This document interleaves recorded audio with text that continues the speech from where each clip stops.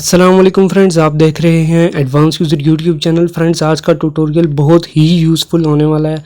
आज की वीडियो के अंदर आपको माइक्रोसॉफ्ट पावर पॉइंट के बारे में इतना कुछ सिखाने की कोशिश करूंगा कि आप कोई भी स्लाइड खुद से बना सकेंगे। माइक्रोसॉफ्ट पावर पॉइंट का ट्यूटोरियल तकरीबन 20 से 25 मिनट का होगा। एक्स्ट्रा डिटेल्स को मैं हमेशा अवॉइड करता हूँ, ज़्यादा बातें मुझे पसंद नहीं है। बस सिंपली इतना बताऊँगा कि माइक्रोसॉफ्ट पावर पॉइंट जो है ये चीज़ों को प्रेजेंट करने के लिए इस्तेमाल किया जाता है। मिसाल के तौर पर जैसे आप देखते हैं कि कोई बंदा कोई चीज़ बेच रहा होता है तो साथ उसने बैनर लगाया हुआ होता है। बहुत ही खूबसूरत मिसाल आपको दूंगा कि किसी आदमी के पास कोई आदमी तरबूजे बेच रहा था, तरबूज जी वाटरमेलन, तो वो उसके फीके निकल आए। वो उसने काफ़ी इन्वेस्टमेंट की हुई थी, जितने तरबूज वो लेकर आया वो ख़राब होने वाले थे। तो किसी ने उसको मशवरा दिया और उसने मशवरे पर अमल किया। उसने एक बैनर बनाकर लगा दिया जिस पे उसने लिखा कि पहली मर्तबा दस्तयाब है शुगर फ्री वाटरमेलन। तो उसकी इस प्रेजेंटेशन की वजह से जितने शुगर के मरीज़ थे और लोगों ने इस चीज़ को बहुत लाइक किया और उसके कुछ ही देर के अंदर सारे वाटरमेलन बिक गए। बजाय इसके कि वो यही सोचता रहता कि यार मेरे वाटरमेलन मीठे नहीं हैं तो वो ख़राब हो जाते। लेकिन उसकी एक प्रेजेंटेशन थी, एक उसका अंदाज़ था, उसकी एक सोच थी, जिसकी वजह से वो वाटरमेलन उसके बिक गए। तो माइक्रोसॉफ्ट पावर पॉइंट जो है वो इसी प्रेजेंटेशन का नाम है। तो हमने चीज़ों को प्रेजेंट करना होता है दूसरे को समझाने के लिए। डिटेल्स को अवॉइड करते हुए बढ़ते हैं ट्यूटोरियल की जानिब। तो सबसे पहले इसको ओपन करने के बारे में बताता हूँ। तो फ्रेंड्स, माइक्रोसॉफ्ट पावर पॉइंट को ओपन करने के 2-3 तरीके हैं। पहला तरीका ये है कि राइट क्लिक करें, आप यहाँ पे न्यू पे जाएंगे तो यहाँ पे आपके पास आएगा माइक्रोसॉफ्ट पावर पॉइंट प्रेजेंटेशन।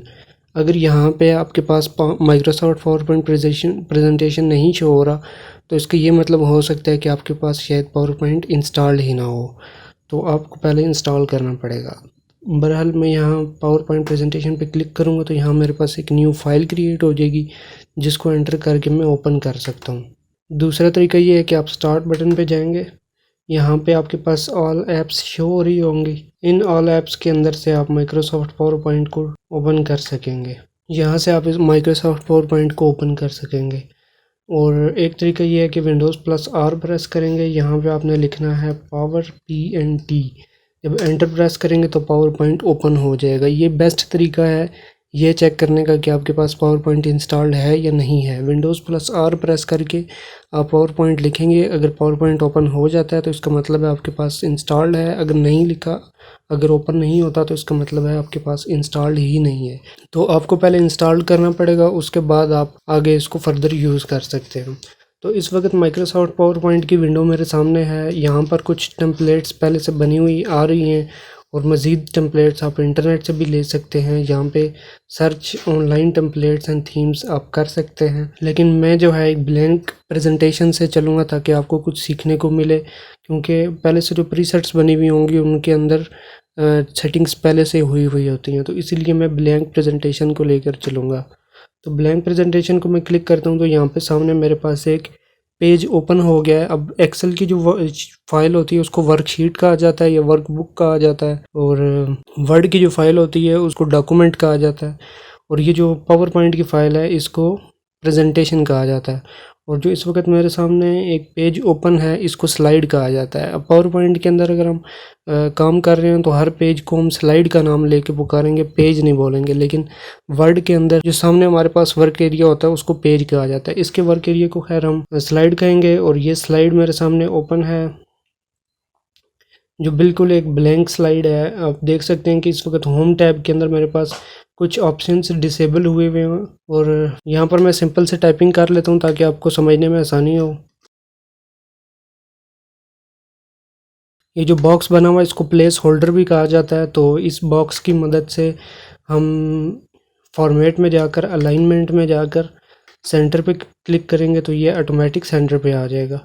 उसके बाद इस बॉक्स को भी मैं थोड़ा छोटा कर लेता हूँ ताकि इसकी अलाइनमेंट के अंदर मुझे कोई प्रॉब्लम ना हो।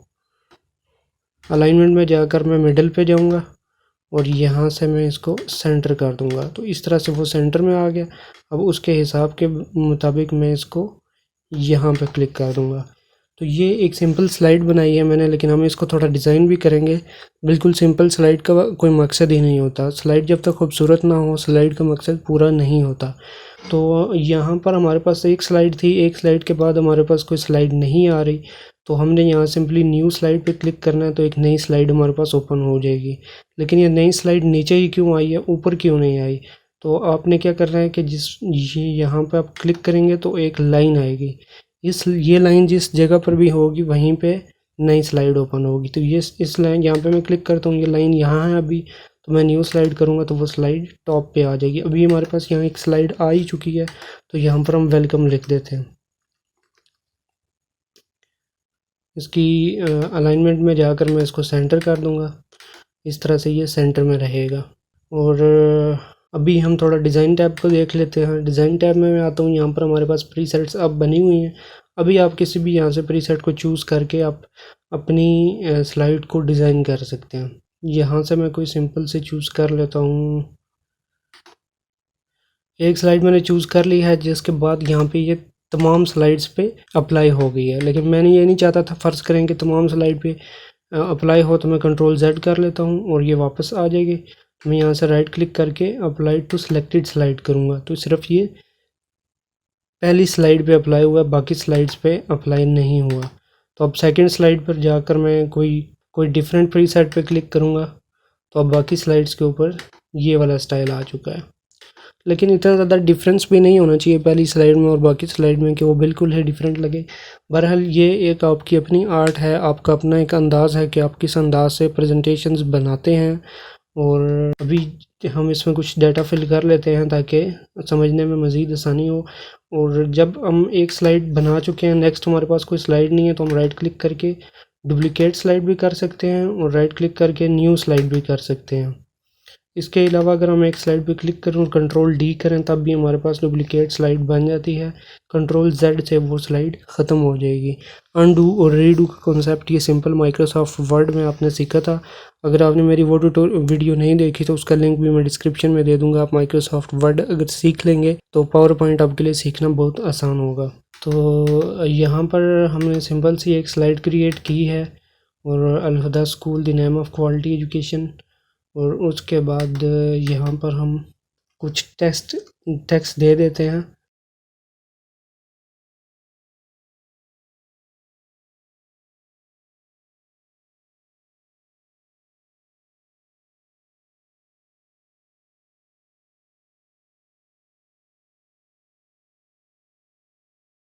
फॉर्मेट में जाकर मेरा अलाइनमेंट में जाकर इसको सेंटर में कर लूँगा और मिडिल में कर लूँगा। इस तरह से ये टेढ़ा मेढ़ा नहीं लगेगा और बहुत ही बेहतर होगा कि अगर आप यहाँ से अलाइनमेंट ऑटोमेटिक करेंगे तो। बहरहाल इसको मैं यहाँ से टॉप पे कर देता हूँ। टॉप पे बिल्कुल टच हो रहा है तो मैं थोड़ा सा इसको नीचे कर लूँगा, और शिफ्ट की मदद से अगर मैं नीचे आऊँगा तो ये दाएं बाएं नहीं जाएगा, सीधा नीचे आएगा। तो शिफ्ट के बटन को आप यूज़ करके इसको नीचे ला सकते हैं। इसको मैं डिलीट कर देता हूँ। सिंपल डिलीट के बटन से इसको डिलीट किया जा सकता है। सेलेक्ट करके डिलीट करेंगे, डिलीट हो जाएगा।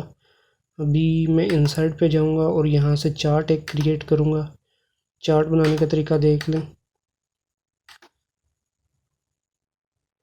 लेकिन एक जो भी मैंने अभी तक मैंने एक चीज़ नहीं की है, वो ये की है कि फ़ाइल को मैंने सेव नहीं किया। जब भी कोई काम कर रहे होते हैं तो फ़ाइल को सेव ज़रूर कर लिया करें, जो यहाँ फ्लॉपी बटन से भी हो जाता है, और फाइल में जाकर भी आप सेव के बटन पर से फ़ाइल को सेव कर सकते हैं जहाँ पर आप सेव करना चाहें। और उसके बाद कंट्रोल S से भी आप फाइल को सेव कर सकते हैं। अभी मेरी फ़ाइल सेव होगी। अभी कोई टेंशन नहीं है कि अगर पावर ऑफ हो जाता है मेरा कंप्यूटर तो मेरी फ़ाइल सेव है। तो यहाँ पर मैं सिंपल सा एक ग्राफ बना लूँगा, जैसे क्रिकेट में दिखाते हैं। आप मैच वगैरह अगर पसंद करते हैं तो जब देखते हैं कि वहाँ पे लास्ट ओवर में क्या परफॉर्मेंस थी, और डिफरेंट ओवर्स को कंपैरिजन करते वक्त वहाँ पे चार्ट्स बने होते हैं, जो बार ऊपर जा रही होती है उसमें ज़्यादा परफॉर्मेंस होती है। ये सिंपल सी एक चीज़ है जो पावर पॉइंट के अंदर बहुत ही यूज़फुल है, जिससे समझाने में काफ़ी आसानी होती है। तो मैं यहाँ पर एक सिंपल सा ग्राफ क्रिएट कर लेता हूँ कि performance in the last years, पिछले सालों में यहाँ पे क्या परफॉर्मेंस रही हमारे स्कूल की। तो सिंपल सी मैं यहाँ पे 3-4 कैटेगरीज दे दूँगा। यहाँ पे मैं कर देता हूँ 2018, 2019 और 2020। सिंपल जिस बॉक्स पे क्लिक करेंगे वहाँ पे आप टाइपिंग स्टार्ट करेंगे तो पुराना टेक्स्ट रिमूव हो जाएगा, नया टेक्स्ट टाइप हो जाएगा। तो मैं यहाँ पे लिख देता हूँ 9th नाइन्थ क्लास का 2018 में सपोज करें कि 70% रिज़ल्ट रहा, 2019 में 74% हो गया और 2020 में 97% रिज़ल्ट रहा। इसी तरह यहाँ पे हम 10th क्लास का एंटर कर देंगे। 2018 के अंदर 73%, 2019 के अंदर 84% और 2020 के अंदर 97%। ये मैं जैसे ही कंप्लीट कर लेता हूँ आपको इसकी समझ आ जाएगी कि ये क्या सिस्टम है। आप इसको डिलीट कर दें और सिंपली ये क्लोज करेंगे तो आप यहाँ से क्लियरली देख सकते हैं कि यहाँ पर ये चार्ट का टाइटल है। टाइटल मैंने एंटर कर दिया हुआ है, इसलिए इस टाइटल की ज़रूरत नहीं है, मैंने टाइटल डिलीट कर दिया। Performance in last years 9th class का देखें, यहाँ पर 1 साल का शो कर रहा है। ये कलर शो कर रहा है कि ये वाला कलर 2018 को रिप्रेजेंट कर रहा है, ये वाला 19 को, ये वाला 20 को। तो 2018 में 9th क्लास का इतना रिजल्ट रहा, 19 में इतना रहा और 20 में इतना रहा, फिर 10th का। इस तरह से आप इसको समझ सकते हैं। ये जो कलर शो होता है इसको लेजेंड कहा जाता है। ये लेजेंड साथ में शो हो रहा है कि ये इस कलर को ये रिप्रेजेंट 2018 साल रिप्रेजेंट कर रहा है, इस कलर को 2020, इस तरह से। तो इस तरह से कलर्स को देखकर चार्ट को समझा जाता है। तो अभी फ़िलहाल मैं बहुत ज़्यादा डिटेल्स के अंदर, रेलिवेंट डिटेल्स के अंदर नहीं जाऊँगा। अगर मैं टू बी ऑनेस्ट आपसे बात करूँ, लंबी वीडियो बनाने का कोई फ़ायदा नहीं है। माइक्रोसॉफ्ट पावर पॉइंट कोई मुश्किल चीज़ है ही नहीं। इसके अंदर इतनी ज़्यादा कोई चीज़ें डिटेल्स में है ही नहीं कि आपको बहुत ज़्यादा सिखाई जाए। लेकिन जो चीज़ें मैं कम से कम बता रहा हूँ, आप इनको साथ साथ अप्लाई करेंगे या सेव कर लेंगे वीडियो को और इन चीज़ों को अपने दिमाग में बिठाएंगे तो ये आप समझ जाएंगे एक ही बार में। माइक्रोसॉफ्ट पावर पॉइंट बहुत ही ईजी टू अंडरस्टैंड सॉफ्टवेयर है। तो मैं जितना काम कर लिया, मैं यहाँ फ्लॉपी बटन पे क्लिक करूँगा, सेव हो जाएगा। सेव करने के बाद अभी एक चीज़ ये होती है कि अपनी स्लाइड को प्रेजेंट करना है।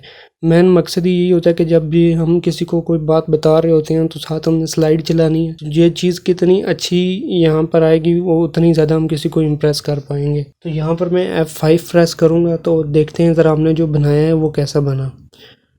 F5 मैंने प्रेस किया, यहाँ पर मेरे पास वेलकम स्क्रीन आ गई। फिर मैंने कोई भी कीबोर्ड से बटन प्रेस करेंगे, कीबोर्ड से जब भी कोई बटन प्रेस करेंगे तो अगली स्लाइड आ जाएगी। अभी ये स्लाइड आ गई है।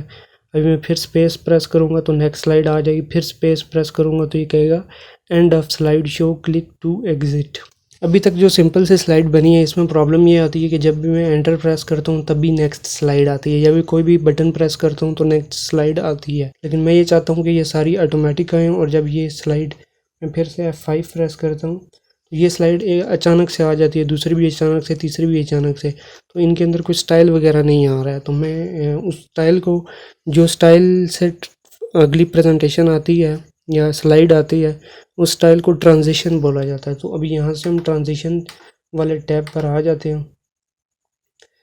ट्रांजिशन वाले टैब पर आते हैं तो यहाँ पर हमारे पास मुख्तलिफ स्टाइल आ जाते हैं। जब भी मैं किसी के ऊपर पॉइंटर लेके आऊँगा तो ये इसको शो करेगा बड़े स्टाइल से। मैं रिवील वाले पे इसके ऊपर लग गया। अभी इसके साथ देखें स्टार का निशान आ रहा है कि ये स्लाइड के ऊपर ये वाला इफेक्ट लग गया। अभी मैं 5 प्रेस करूँगा, आप देख सकते हैं कि बहुत ही खूबसूरत अंदाज से आती है स्लाइड। तो पहली वाली के ऊपर वो वाला इफेक्ट लग गया। ये वाला कर्टन वाला इफेक्ट मुझे बहुत पसंद है। तो ये जो स्लाइड है, नेक्स्ट स्लाइड, इसके ऊपर मैं कर्टन वाला इफेक्ट लगाऊंगा और उसके बाद जो तीसरी स्लाइड है इसके ऊपर मैं रैंडम बार्स वाला लगा लेता हूँ। आप यहाँ पे और भी बहुत से ट्रांजिशंस में स्टाइल हैं, आप कोई भी चेक कर सकते हैं। अभी मैंने F5 प्रेस किया, इस तरह से बड़ी स्टाइल से मेरे पास ये स्लाइड आई, लेकिन अगली स्लाइड ऑटोमेटिक नहीं आई। अगली स्लाइड देखने के लिए फिर मैंने स्पेस प्रेस किया तो ये पर्दा हटेगा बड़े स्टाइल से और स्कूल का नाम लिखा हुआ आएगा। फिर मैं स्पेस प्रेस करूँगा तो नेक्स्ट स्लाइड आ गई जो बताती है कि परफॉर्मेंस इन लास्ट ईयर्स क्या थी। तो अभी मैं स्पेस प्रेस करूँगा तो ये कहेगा एंड ऑफ स्लाइड शो। तो अभी जो नेक्स्ट चीज़ रह गई है वो ये है कि हमने इस चीज़ को ऑटोमेटिक बनाना है। यहाँ पे आप देख सकते हैं कि ये ट्रांजिशन वाले टैब के अंदर ही मैं मौजूद हूँ। ये बता रहा है on mouse click after. On mouse click मतलब ये है कि जब मैं माउस से क्लिक करूँगा या कीबोर्ड से बटन प्रेस करूँगा तब स्लाइड आगे चलेगी। और दूसरा ऑप्शन क्या है, आफ्टर, यानी कितने सेकंड के बाद जो है इसको चलना चाहिए। तो मैं पहली स्लाइड पे अभी मैंने क्लिक किया हुआ है, ये सिलेक्टेड है। अभी देखिए ना इसके साइड पे रेड बॉर्डर आ रहा है, इसका मतलब है पहली स्लाइड सेलेक्ट हुई हुई है। तो इसको मैं कर देता हूँ 3 सेकंड्स। पहली स्लाइड 3 सेकंड पे हो गई। दूसरी स्लाइड पे आया हूँ, इस पे भी आफ्टर वाली पे कर देता हूँ, ये स्लाइड भी हो गई 3 सेकंड की। तीसरे वाले पे आता हूँ, इसको भी मैं 3 कर देता हूँ। अभी मैं F5 प्रेस करूँगा दोबारा। अभी आप देख सकते हैं पहली slide I, next slide I, ये ऑटोमेटिक आ रही है। अभी मैं बटन नहीं प्रेस कर रहा हूँ। 3 सेकंड के बाद ये वाली आ गई, तो 3 सेकंड के बाद ये ख़त्म हो गई। इसके बाद मैं स्लाइड शो पे आऊँगा। यहाँ पर एक बड़ी इंपॉर्टेंट चीज़ है कि जब यहाँ पे मेरे पास फ़र्ज़ करें बहुत सारी स्लाइड्स हैं, मैं कंट्रोल D प्रेस करूँगा, मेरे पास ज़्यादा सारी स्लाइड्स आ जाएंगी। आप ये नंबर 7 देख सकते हैं, 8 स्लाइड्स हो गई हैं। तो फ़र्ज़ करें मैंने यहाँ से आगे स्लाइड्स देखनी है, लेकिन मैं जब F5 प्रेस करता हूँ तो फर्स्ट स्लाइड से स्लाइड शो स्टार्ट हो गया है। तो मैं ऐसा नहीं चाहता कि मैं वहाँ से क्लिक कर करके छठी स्लाइड पे आऊँ और फिर छठी स्लाइड को देखूँ कि इसकी ट्रांजैक्शन ठीक है या नहीं है। मैं इस स्लाइड को देखना चाहता। तो आप जब स्लाइड शो टैब पर आते हैं तो आपके पास यहाँ पे 2 ऑप्शन है, एक फ्रॉम बिगिनिंग है और फ्रॉम करंट स्लाइड है। फ्रॉम बिगिनिंग से आप समझ जाएंगे कि जब फ्रॉम बिगिनिंग पे क्लिक करूँगा तो पहली स्लाइड से स्लाइड शो स्टार्ट हो जाएगा, लेकिन फ्रॉम करंट स्लाइड करूँगा तो यहाँ पे छठी स्लाइड है। तीसरी स्लाइड से दिखाता हूँ ताकि डिफरेंस समझ आ जाएगा। दूसरी स्लाइड पे देख लें, कोई ग्राफ वगैरह नहीं है। मैं तीसरी स्लाइड पे है, यहाँ पे मैंने किया फ्रॉम करंट स्लाइड, तो फ़ौरन ये स्लाइड मेरे सामने डिस्प्ले हुई है। 3 सेकंड का वक्फा होगा और नेक्स्ट स्लाइड सामने ओपन हो जाएगी, लेकिन क्योंकि कोई इफेक्ट वगैरह नहीं लगा हुआ बाकी स्लाइड्स को, और बाकी स्लाइड्स पे मैंने ये सेटिंग नहीं देखी कि इन पे ट्रांजैक्शन पे आफ्टर वाला चेक है, इसका मतलब है 3 सेकंड बाद नेक्स्ट स्लाइड आ जाएगी। लेकिन यहाँ से अगर आप कोई भी स्लाइड देखना चाहते हैं, फ्रॉम करंट स्लाइड का ऑप्शन बहुत ही यूज़फुल है। और उसके बाद एक बहुत ही अभी मैं बाकी स्लाइड्स को डिलीट कर देता हूँ। तो नेक्स्ट जो चीज़ है सीखने वाली वो ये है एनिमेशंस। पावर पॉइंट के अंदर 2 चीज़ें बहुत ही यूज़फुल है, पहली है ट्रांजिशन और दूसरी एनिमेशन। अगर आप बहुत खूबसूरत स्लाइड बना लेते हैं लेकिन उसके अंदर कोई ट्रांजिशन या एनिमेशन नहीं लगाते हैं तो फिर वो स्लाइड देखने के इतने ज़्यादा इम्प्रेसिव नहीं होती जितना कि एनिमेशन लगाने के बाद होती है। तो मैं पहली स्लाइड पे आया हूँ। अभी यहाँ पर मेरे पास तमाम ऑप्शंस डिसेबल है, मैं किसी पर भी क्लिक नहीं कर पा रहा हूँ। तो अभी मैं इसके ऊपर आया हूँ, वेलकम वाले बॉक्स के ऊपर इसको मैंने सेलेक्ट किया और यहाँ पे आप देख सकते हैं कि 3 किस्म की स्लाइड, 3 किस्म के इनके ग्रुप बने हुए हैं। एक है एंट्रेंस, एक है एम्फेसिस और तीसरा है एग्ज़िट। आप समझ जाएंगे कि इसको पहले मैं सेंटर में ले आता हूँ ताकि ये सामने दिखाई देगा। फॉर्मेट पे क्लिक किया, यहाँ से अलाइनमेंट में जाके सेंटर कर दिया और इस तरह से मैं इसको करने के बाद मिडिल में ले आऊँगा। यहाँ पर आप देख सकते हैं कि अभी मैंने इसके ऊपर लगानी है एनिमेशन। एनिमेशन लगानी है, मैंने अपीयर वाली लगा दी। अभी मैं F5 करूँगा तो आप देखेंगे कि ये मेरे पास अपीयर हो गया है अचानक से, यानी कि ये अपीयर वाला जो एनिमेशन है वो इतनी यूज़फुल नहीं है।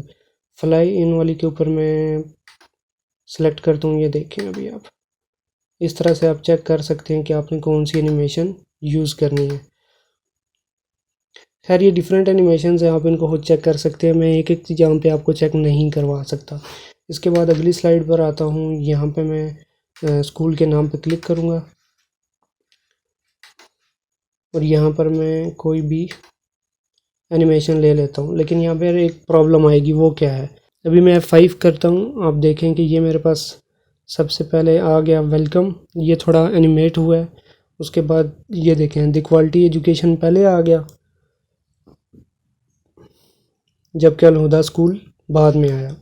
जबकि द क्वालिटी एजुकेशन ये तो एक स्लोगन टाइप चीज़ है और ये बाद में आना चाहिए ना कि पहले। तो अभी आप देख सकते हैं इस बॉक्स के साथ 1 लिखा हुआ है, यानी ये पहली एनिमेशन है। अभी मैं दूसरे बॉक्स पे क्लिक करता हूँ और इसके ऊपर मैं ये वाइफ वाला ही लगा देता हूँ। अभी मैं 5, अभी देखें इसके साथ 1 आ गया, इसके साथ 2 आ गया। अगर आपने किसी को डिलीट करना है 2 के ऊपर क्लिक किया और सिंपली डिलीट प्रेस किया, एनिमेशन ख़त्म हो जाएगी। मैं दोबारा कंट्रोल Z करता हूँ तो ये वापस आ जाएगा। अब मैं F5 प्रेस करूँगा तो ये मेरे पास पहली स्लाइड आई, ये एनिमेट हुआ।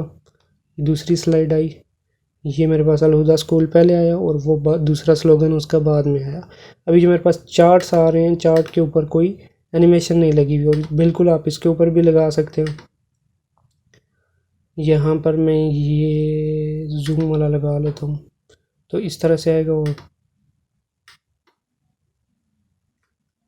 एक चीज़ मैंने गलत की हुई है कि परफॉर्मेंस वाला बॉक्स के ऊपर मैंने रखा हुआ है इसको सेंटर में कर लेता हूँ और इसको भी दोबारा रीसेंटर कर लेता हूँ। पहली एनिमेशन इस पे लगनी चाहिए थी। फॉर्मेट में एनिमेशंस के अंदर जाना है और यहाँ से एंट्रेंस वाला फ्लाई इन वाला लगा लिया। अभी वो उस पर 2 लगा हुआ है जबकि उसके ऊपर 1 होना चाहिए था, तो मैं 1 वाले को डिलीट करता हूँ। अभी वो 1 बन गया। अभी मैं इसके ऊपर आता हूँ और सिंपली बाउंस वाले पे कर देता हूँ। तो और जो पहले की ट्रांजिशन है वो इतनी प्यारी नहीं थी तो मैंने इसको चेंज कर दिया। अभी मैं F5 प्रेस करता हूँ, आप देखें कि ये मेरे पास आ गया। उसके बाद मेरे पास वेलकम आ गया। 3 सेकंड के बाद मेरे पास ये कर्टन आगे से हट जाएगा और यहाँ पर मेरे पास अभी स्कूल का नाम आया, उसका स्लोगन आया, फिर ये गया, फिर next slide I, performance in last years मेरे पास आ गया और स्लाइड शो ख़त्म हो गया। लेकिन ये जो परफॉर्मेंस इन लास्ट ईयर वाली स्लाइड थी इसके लिए 3 सेकंड काफ़ी नहीं थे, तो मैं इसको 4 सेकंड दे देता हूँ। ट्रांजिशन इफ़ेक्ट्स और एनिमेशन इफ़ेक्ट्स आप बाद में ख़ुद भी चेक कर सकते हैं। एक ज़रूरी चीज़ रह गई है और वो ये है कि जब भी मैं कोई बटन प्रेस करता हूँ तो या फिर यहाँ से हर स्लाइड को अलग अलग टाइम देना पड़ता है, तो उस हिसाब से स्लाइड आगे चलती है। लेकिन मैं ये चाहता हूँ कि हर चीज़ जो है वो ऑटोमेटिक हो, तो मैं जाता हूँ दोबारा स्लाइड शो के ऊपर और यहाँ से रिकॉर्ड टाइम करता हूँ। तो यहाँ पे नीचे 2 ऑप्शन है, start recording from the beginning और start recording from the current slide. तो मैं अभी करंट स्लाइड के ऊपर ही हूँ तो मैं सिंपली क्लॉक के ऊपर क्लिक कर दूँगा। तो मैंने स्टार्ट रिकॉर्डिंग के ऊपर क्लिक किया, यहाँ पे मैंने एंटर प्रेस किया, वेलकम आया, फिर एंटर प्रेस किया तो कर्टन हट रहा है। अभी मैं एक दफ़ा इसको एंटर प्रेस करके टाइम दे रहा हूँ। अभी एंटर प्रेस किया तो अलहुदा स्कूल आया, फिर एंटर प्रेस किया, नेक्स्ट आ गया स्लोगन, फिर स्पेस मैंने प्रेस किया, next slide I, space press किया, परफॉर्मेंस आया, स्पेस प्रेस किया तो यहाँ मेरे पास चार्ट आ गया, फिर स्पेस प्रेस किया तो स्लाइड ख़त्म होगी। अभी F5 करूँगा तो जितना टाइम मैंने इसको प्रेस करने में लगाया था उतने टाइम के बाद ये स्लाइड चलेगी।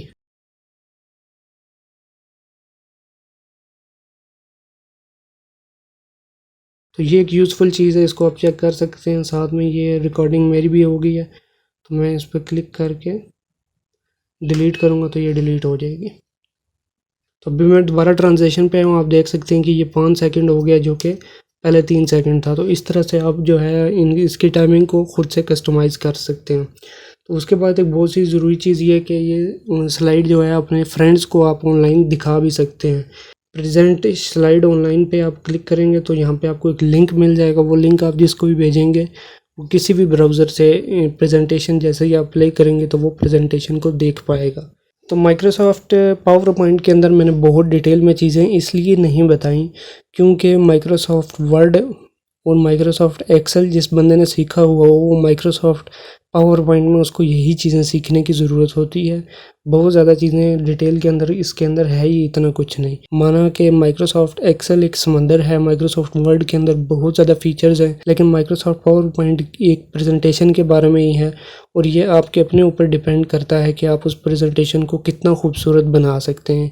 यही टूल्स है। यहाँ से होम टैब के अंदर टेक्स्ट स्टाइल्स वगैरह हैं जो माइक्रोसॉफ्ट वर्ड के अंदर मैंने बता दिया था। इंसर्ट टैब आपको बताता है कि आप कोई भी चीज़ एंटर कैसे कर सकते हैं। हेडर फुटर ये मैंने वर्ड में बताया हुआ था। वर्ड आर्ट वर्ड के अंदर इन चीज़ों के बारे में बताया था। चार्ट का बता दिया। शेप्स वही शेप्स वगैरह हैं। स्क्रीनशॉट आप ले सकते हैं, पिक्चर ऐड कर सकते हैं। टेबल जो वर्ड के अंदर बताया हुआ था वही चीज़ है। डिज़ाइन के अंदर आप इन स्लाइड्स को डिज़ाइन दे सकते हैं। ट्रांजिशन के अंदर यही इफ़ेक्ट है। एनिमेशन के बारे में आपको बता दिया है। स्लाइड शो का आपको पता चल गया है कि कस्टम करेंगे या ऑनलाइन किसी को दिखानी है, करंट स्लाइड से चलाना है। यही चीज़ें इसके अंदर रिव्यू के अंदर इसको रिव्यू करने के बारे में है, लेकिन ये इतना यूज़फुल नहीं है। व्यू के अंदर कोई भी आप यहाँ से ग्रिड लाइन करते हैं तो ये अभी आपके पास स्क्रीन पर ग्रिड लाइन शो होना शुरू हो गई हैं। गाइड्स के अंदर यहाँ पे मेरे पास ये लाइन आ जाएगी जो बताएगी आप सेंटर में हैं या साइड पे हैं, कहाँ हैं। तो उसके बाद एक चीज़ रह जाती है, वो है प्रिंटिंग। कंट्रोल P करेंगे तो यहाँ से स्लाइड प्रिंट होना स्टार्ट हो जाएगी। आप यहाँ से इसको कर सकते हैं कलर के बजाय ग्रे स्केल कर सकते हैं। अगर आपके पास कलर प्रिंटर नहीं है तो इस तरह से इन स्लाइड्स को एक पेपर पे प्रिंट करके भी देखा जा सकता है। तो फ्रेंड्स ये था एक simple tutorial Microsoft power point के अंदर, लेकिन ये इतना भी सिंपल नहीं था। इस ट्यूटोरियल के अंदर वो तमाम चीज़ें आपको बता दी हैं कि जिनकी मदद से आप एक स्लाइड बना सकते हैं, लेकिन ये आपके ऊपर डिपेंड करता है कि आप उसको कितना खूबसूरत बना सकते हैं। माइक्रोसॉफ्ट पावर पॉइंट के अंदर अब आपको मज़ीद कोई चीज़ सीखने की ज़रूरत नहीं है। इन्हीं चीज़ों की बेस के ऊपर स्लाइड बनाई जा सकती है। मैंने आपको बनाकर दिखाई भी है, और मेहनत वाली बात है, प्रैक्टिस वाली बात है, और शौक़ वाली बात है कि जितना आप चाहेंगे आप उतना सीख सकते हैं और उतना चीज़ों को अच्छा प्रेजेंट कर सकते हैं। तो फ्रेंड्स, अगर आपने मेरी वर्ड एक्सेल वाली वीडियो नहीं देखी तो उनका लिंक डिस्क्रिप्शन में मिल जाएगा, आप ज़रूर देखें और सीखें और अपने फ्रेंड से भी शेयर करें। उम्मीद करता हूँ आपको आज का ट्यूटोरियल पसंद आया होगा। मिलते हैं नेक्स्ट वीडियो में। अल्लाह हाफिज़।